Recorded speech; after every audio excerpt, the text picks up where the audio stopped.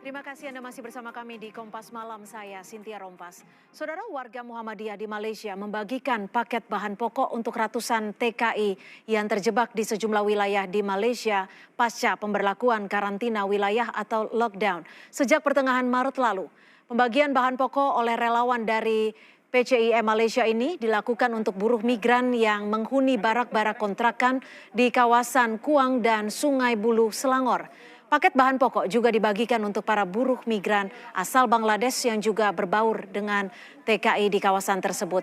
Umumnya para TKI sudah tidak mempunyai tabungan untuk bertahan hidup setelah sejumlah proyek dihentikan karena aturan karantina wilayah lebih dari sebulan lalu. Bantuan yang dibagikan ini berasal dari donasi pribadi ataupun sumbangan organisasi seperti dari pengurus cabang istimewa Muhammadiyah atau PCIM Malaysia dan Ikatan Keluarga Alumni Pesantren Karangasem IAK Malaysia.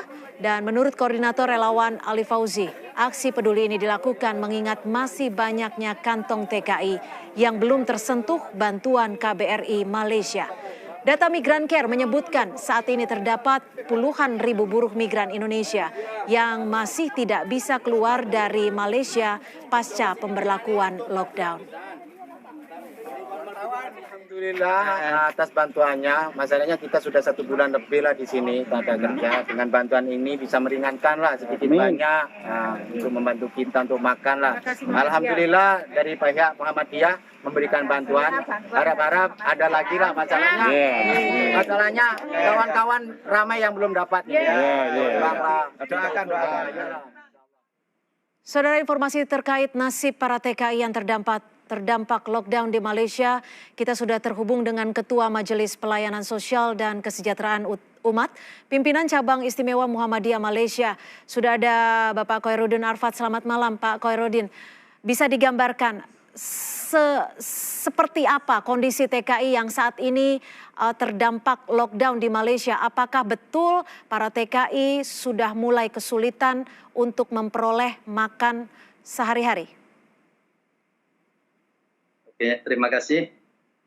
Seperti yang saya lihat sendiri dan tim kami, relawan daripada PCIM Malaysia, kami sendiri melihat bahwa TKI yang ada di Malaysia ini terbagi menjadi 2. 1, TKI yang duduk di rumah-rumah sewa. Yang kedua, TKI yang tinggal di rumah-rumah bedeng, kongsi-kongsi.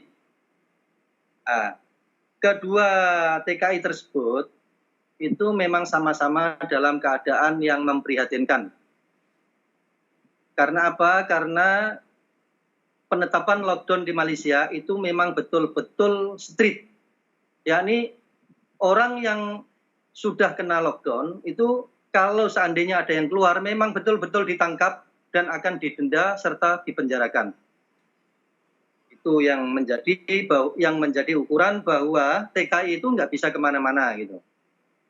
Dan TKI itu dikarenakan dia buruh yang setiap harinya itu kalau kerja dapat uang, kalau nggak kerja ya nggak dapat uang, maka TKI tersebut memang sangat susah dan tidak bisa membeli atau mendapatkan sumber makanan.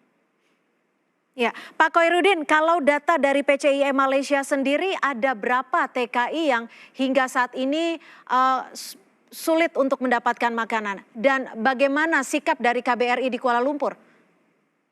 Oke, yang pertama dari PCIM sendiri kami sudah mendata beribu-ribu data yang masuk kepada kami, baik melalui hotline maupun melalui warga Muhammadiyah itu sendiri yang ada di Malaysia. Yang melalui data yang melalui warga, alhamdulillah kita sudah sedikit banyak selesaikan dan kita sudah agihkan. Dan juga di sekeliling kita, tetangga-tetangga kita sudah kita agihkan. Itu sekitar 2.000 lebih, hampir 3.000 yang sudah kita bagikan. Sementara barang atau dana yang masih ada yang akan kita bagikan lagi adalah bersumber daripada Lazismu Jawa Timur. Dia juga membantu atau terpanggil untuk membantu kepada PMI atau TKI yang ada di Malaysia ini. Karena apa? Karena ikatan batin antara Lajismu Jawa Timur atau Muhammadiyah Jawa Timur dengan Muhammadiyah Malaysia itu sangat erat. Jadi kemungkinan besar kita akan mengagihkan lagi sekitar 1.500 paket lagi. Oke, KBRI sendiri seperti apa, Pak? Nah, sedangkan kalau dari KBRI, kemarin kita sudah beberapa kali maksudnya berunding dengan KBRI. Karena apa? KBRI sendiri sudah membuka link untuk pendaftaran. Sedangkan link tersebut sudah masuk itu beratus-ratus ribu. Bahkan mungkin 1 juta lebih, hampir 2 juta macam itu link yang masuk daftar untuk mendapatkan bantuan tersebut. Ya. Dari link-link tersebut, KBRI kewalahan untuk itu. Karena apa? Bantuannya dari kemarin yang kita ikut mendistribusikan, itu saya tanya hanya baru sampai 130.000 paket. Sedangkan orang yang daftar itu sudah hampir 2 juta. Jadi orang-orang KBRI sendiri pening kepala gitu. Jadi gimana caranya, sedangkan bantuan dari Jakarta mungkin ditunggu-tunggu yang sebesar itu belum turun gitu mungkin. Artinya sudah meminta bantuan dari pemerintah Indonesia di Indonesia gitu ya Pak ya? Karena KBRI sendiri menurut Anda kewalahan untuk membantu para TKI kita di sana? Dengan desakan oleh ormas-ormas, aliansi ormas yang ada sekarang ini, jadi bukan dari PJM saja sekarang tuh, dari Muhammadiyah, dari NU, dari KNPI dan lain-lain, semua itu bersatu menuntut KBRI supaya menyampaikan hal-hal seperti ini kepada pemerintah pusat, supaya bantuan itu lekas turun, karena kondisi TKI memang sangat memprihatinkan. Boleh jadi nanti banyak yang mati kelaparan itu di Malaysia itu. Karena mengikut aturan, keluar sedikit pun ditangkap ini. Di sini itu. Jadi gitu. Jadi sekarang KBRI itu mungkin sudah dapat dana atau belum, kita belum ada satu berita.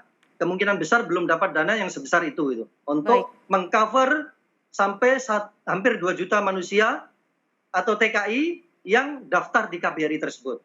Oleh karena itu, jadi ormas-ormas ini sangat giat sekali untuk membantu sekuat tenaga saja, semampu kita punya bantuan. Ya, baik, artinya kebutuhan untuk membantu para TKI kita di Malaysia sudah sangat mendesak dan memang para TKI kita saat ini kondisinya sudah cukup memprihatinkan. Terima kasih atas informasi Anda, Bapak Khairuddin Arfad, Ketua Majelis Pelayanan Sosial dan Kesejahteraan Umat Pimpinan Cabang Istimewa Muhammadiyah Malaysia. Selamat malam Pak Khairuddin, terima kasih.